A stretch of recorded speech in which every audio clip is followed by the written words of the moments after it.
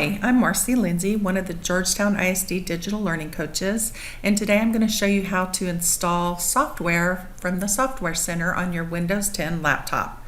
The first thing you'll do is click in the Cortana search and type Software Center. And you'll see that it's anticipating what you're typing, and you'll see Software Center pop up.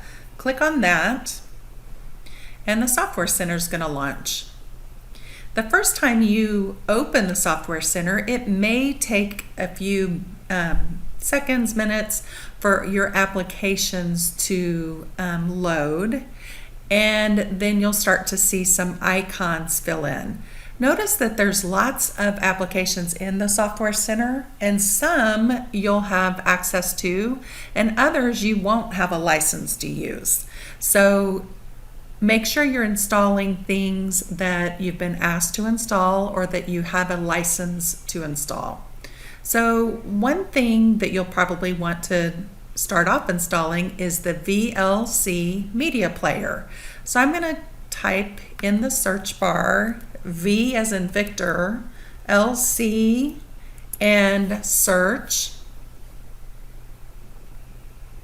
And here it is, the VLC player. I'm going to click on that, and you're going to click install. Once your application has installed, you'll be able to see it in your application menu. So over here on your start menu, you can scroll down. These are in alphabetical order, and so I know that that was right here from Videoland. I can see that I have my VLC media player installed.